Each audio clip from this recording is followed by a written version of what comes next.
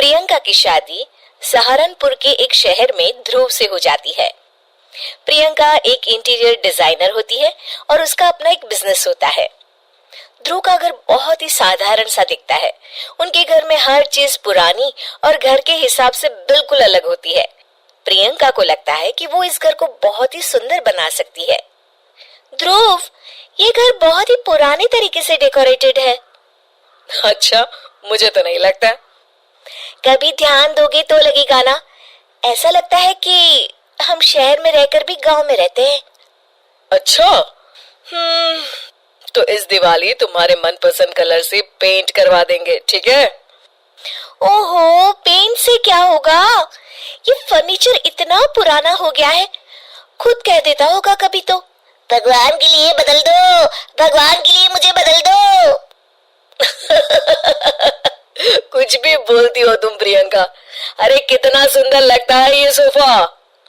हाँ, साइज देखा है इस घर के फर्नीचर का। ऐसा लगता है घर नहीं गोडाउन है। मुझसे नहीं, मम्मी और पापा से बात कर लो इस बारे में। ये सब उन्हीं की पसंद का आया है। हाँ, तभी तो इतना ओल्ड फैशन है। कुछ कहा क्या?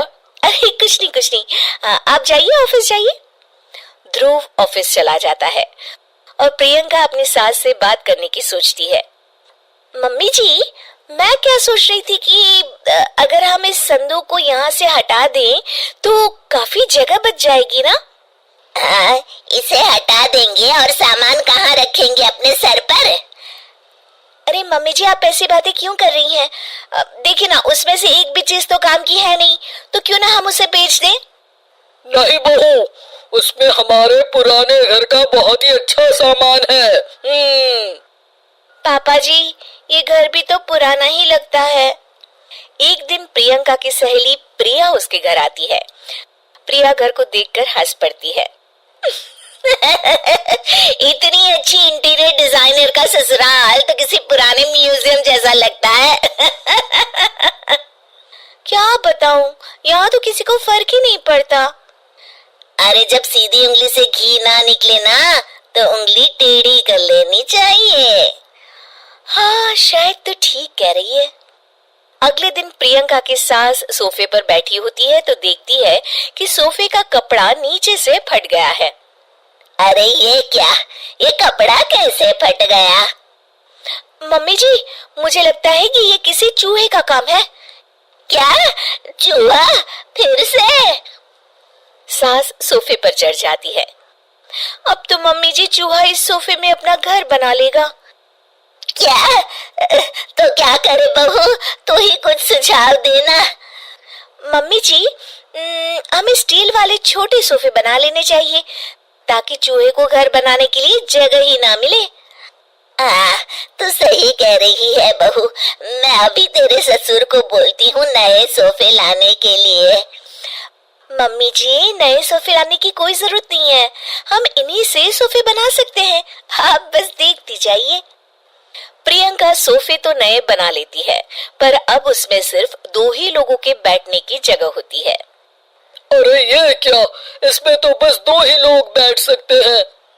अरे बहू, तुझे तो पता ही है, हमारे घर कोई ना कोई आता ही रहता है, इतनी सी जगह में हम कहाँ बिठाएंगे उन्हें?